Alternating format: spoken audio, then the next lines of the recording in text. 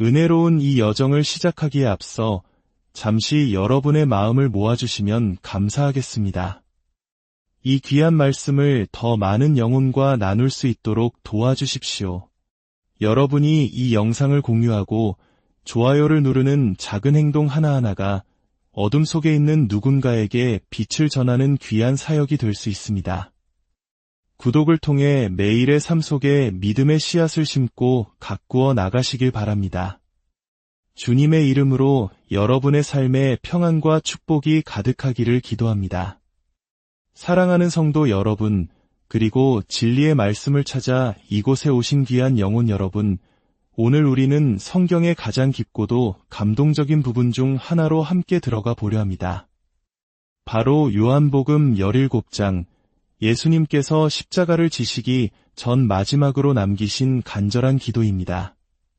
특히 오늘 우리가 묵상할 20절부터 마지막 절까지의 말씀은 바로 오늘을 살아가는 저와 여러분을 위한 기도이기에 더욱 특별합니다. 잠시 세상의 소음을 뒤로하고 거룩하신 주님의 음성에 귀 기울여 보겠습니다. 요한복음 17장 20절부터 26절 말씀입니다. 내가 비옵는 것은 이 사람들만 위함이 아니요 또 그들의 말로 말미암아 나를 믿는 사람들도 위함이니 아버지여 아버지께서 내 안에 내가 아버지 안에 있는 것 같이 그들도 다 하나가 되어 우리 안에 있게 하사 세상으로 아버지께서 나를 보내신 것을 믿게 하옵소서. 내게 주신 영광을 내가 그들에게 주었사오니 이는 우리가 하나가 된 것 같이 그들도 하나가 되게 하려 함이니이다.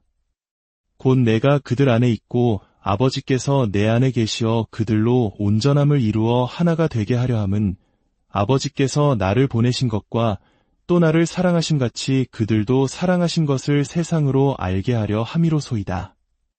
아버지여, 내게 주신 자도 나 있는 곳에 나와 함께 있어 아버지께서 창세 전부터 나를 사랑하심으로 내게 주신 나의 영광을 그들로 보게 하시기를 원하옵나이다. 의로우신 아버지여, 세상이 아버지를 알지 못하여도 나는 아버지를 알았사옵고 그들도 아버지께서 나를 보내신 줄 알았사옵나이다. 내가 아버지의 이름을 그들에게 알게 하였고 또 알게 하리니 이는 나를 사랑하신 사랑이 그들 안에 있고 나도 그들 안에 있게 하려 함이니이다. 아멘. 잠시 자리에 앉아 주님의 말씀에 더 깊이 잠겨보겠습니다. 성경에는 우리가 붙잡고 우리의 것으로 삼을 수 있는 수많은 기도가 기록되어 있습니다. 우리는 시편의 기도들을 읊조리며 우리의 기도로 삼고 예수님께서 직접 가르쳐주신 주기도문으로 하나님을 우리 아버지라 부릅니다. 사도들의 간절한 기도를 읽으며 그 기도 속에 우리 자신과 사랑하는 이들의 이름을 넣어 간구하기도 합니다. 하지만 오늘 우리가 함께 나눈 요한복음 17장의 이 기도는 그 모든 기도와는 본질적으로 다른 특별함을 지니고 있습니다. 우리가 굳이 우리의 이름을 넣으려 애쓰지 않아도 되는 기도. 왜냐하면 우리의 이름이 이미 그 기도 안에 새겨져 있기 때문입니다. 이 기도가 그토록 독보적이고 우리 가슴을 울리는 이유는 바로 예수님께서 친히 우리를 위해 기도하고 계시기 때문입니다.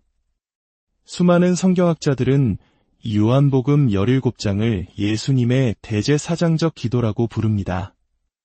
이 명칭은 성경 본문에 직접 나오는 것은 아니지만 기도의 구조가 구약시대 유대인들의 대제사장이 대속죄일, 즉 욤키푸르 전날 밤에 드리던 기도의 양식과 놀랍도록 닮아있기 때문입니다. 대제사장은 먼저 자신을 성결하게 하고 자신을 위해 기도했습니다. 그리고 두 번째로 자신의 가장 가까운 동역자들인 다른 제사장들과 가족들을 위해 중보했습니다. 마지막으로 가장 큰 원을 그리며 그의 어깨와 가슴의 흉패에 새겨진 이스라엘 모든 지파의 이름들을 부르며 하나님의 모든 백성을 위해 기도했습니다. 지금 예수님께서 바로 그 역할을 하고 계신 것입니다. 자신의 욤키푸르, 즉 온 인류의 죄를 대속하기 위한 십자가 희생의 전날 밤 우리의 영원한 대제사장이신 예수님께서 기도하고 계십니다. 먼저 자신의 사역을 통해 아버지를 영화롭게 할 것을 기도하시고 이어서 곁에 있는 제자들, 세상의 공격과 압박 속에 남겨질 그들을 지켜주시길 기도하십니다. 그리고 마침내 그 기도의 원은 시공간을 넘어 확장됩니다. 예수님은 그 자리에 없었던, 그러나 앞으로 사도들의 말씀을 통해 자신을 믿게 될 모든 미래의 세대, 바로 오늘날의 저와 여러분을 품에 안고 기도하십니다. 이것은 얼마나 놀라운 특권입니까?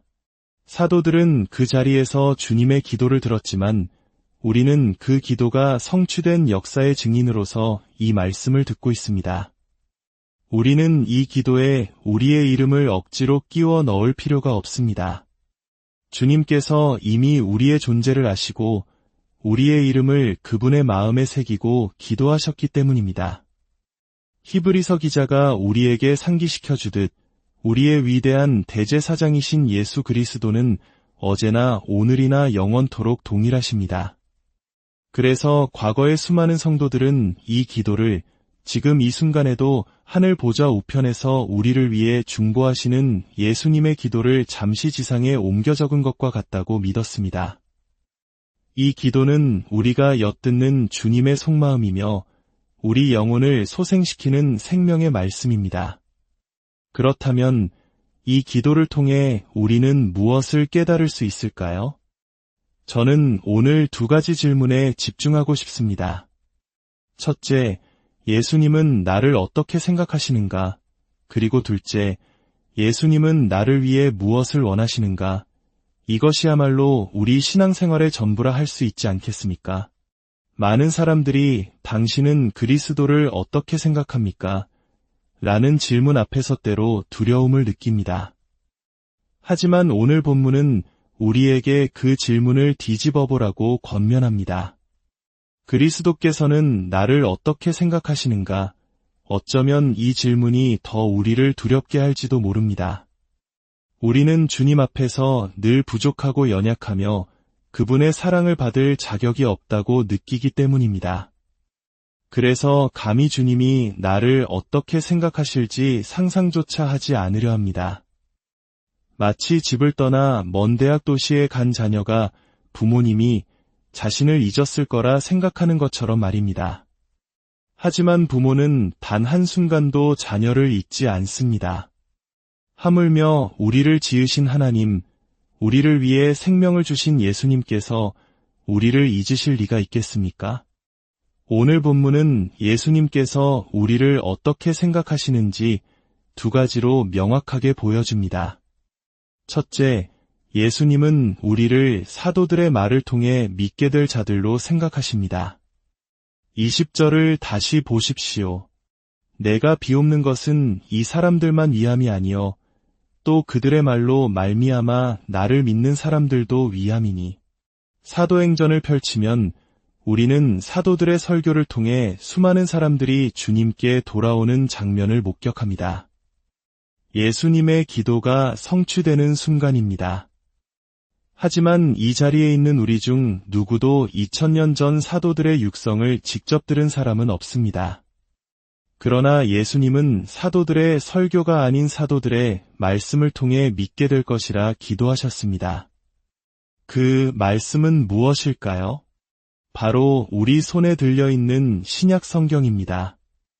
예수님께서는 이미 제자들에게 성령님이 오시면 모든 것을 가르치고 예수님이 하신 모든 말씀을 생각나게 하며 모든 진리 가운데로 인도하고 장래일을 알리실 것이라고 약속하셨습니다. 이 약속이야말로 신약 성경에 대한 가장 완벽한 묘사입니다. 복음서는 예수님의 가르침을, 서신서는 그 진리의 깊이를, 요한계시록은 장래일을 우리에게 보여줍니다. 예수님의 이 기도는 신약 성경의 말씀이 수많은 세기를 거쳐 때로는 순교자의 피를 통해, 때로는 선교사의 땀과 눈물을 통해, 어쩌면 여러분의 경우에는 주일학교 선생님이나 부모님, 혹은 친구의 손을 통해 우리에게까지 전달되도록 역사하신 하나님의 섭리를 담고 있습니다. 한번 생각해 보십시오. 갈릴리의 작은 다락방에서 시작된 이 복음의 말씀이 어떻게 수많은 위험과 고난과 핍박의 강을 건너 머나먼 한반도 땅, 바로 오늘 나의 문을 두드리게 되었을까요? 그것은 우연이 아닙니다. 2000년 동안 주님의 눈동자가 그분의 말씀과 그 말씀을 믿게 될 당신을 향해 있었기 때문입니다. 우리는 모두 예수님의 이 간절한 기도에 대한 응답 그 자체인 것입니다. 둘째, 예수님은 우리를 아버지께서 자신에게 주신 자들로 생각하십니다. 이 표현은 예수님의 기도 속에서 반복되는 후렴구와 같습니다. 아버지여, 내게 주신 자도 이 표현이 나올 때마다 제자들의 귓가에 들리는 예수님의 음성에는 깊은 애정과 소중함이 묻어납니다. 우리에 대해 예수님께 가장 중요한 사실, 그분이 우리를 가장 소중히 여기시는 이유는 바로 우리가 성부 하나님께서 아들 예수님께 주신 사랑의 선물이기 때문입니다. 우리가 세상의 귀한 물건들을 소중히 여기는 이유를 생각해 보십시오. 대부분은 그 물건 자체의 물질적 가치 때문이 아닙니다. 사랑하는 사람이 내게 주었기 때문에 혹은 존경하는 분이 남기신 유품이기 때문에 소중한 것입니다. 오래되어 글씨도 희미한 낡은 성경책 한 권이 있습니다. 세상 사람들의 눈에는 아무 가치가 없어 보일지 모릅니다. 하지만 그 성경책이 사랑하는 아버지가 평생 손때 묻히며 읽으시던 유품이라면 그 어떤 보물과도 바꿀 수 없는 가치를 지니게 됩니다. 하물며 만물의 창조주이신 하나님 아버지께서 내 아들아, 내가 이들을 너에게 준다. 이들을 위해 죽고 이들을 위해 부활하여라. 이들 중 하나도 잃어버리지 말아라 하시며 우리를 아들 예수님께 선물로 주셨다면 예수님께서 우리를 얼마나 귀하게 여기시겠습니까? 우리가 이 진리를 깨달을 때 우리의 삶은 변화될 수밖에 없습니다. 나 자신을 바라보는 시선이 달라집니다. 나는 누구인가? 나는 하나님 아버지께서 그 아들에게 주신 너무나 소중한 존재, 그래서 아들이 기꺼이 생명을 바친 존재입니다. 더 나아가 교회 공동체 안에서 다른 형제자매를 바라보는 시선도 달라집니다. 때로는 우리를 힘들게 하는 사람일지라도 그 사람 역시 하나님께서 아들에게 주신 귀한 선물임을 깨닫게 될 때 우리는 서로를 왕자와 공주처럼 존귀하게 대할 수 있게 됩니다. 그렇다면 이토록 우리를 소중히 여기시는 예수님께서 우리를 위해 원하시는 것은 무엇일까요? 첫째, 지금 이 땅에서 우리가 하나가 되기를 원하십니다. 예수님은 우리가 하나가 된 것 같이 그들도 하나가 되게 하려 함이니이다 라고 기도하셨습니다. 이것은 단순히 조직적인 통합이나 인위적인 연합을 의미하는 것이 아닙니다. 기도의 모델이 성부와 성자의 완벽한 사랑의 연합이기 때문입니다. 이 연합은 어떻게 가능할까요? 바로 우리 각자 안에 내주하시는 성령님을 통해서입니다. 이 방에 1000명의 성도가 있다면 1000개의 성령이 있는 것이 아니라 단 한 분의 성령께서 우리 모두 안에 거하십니다.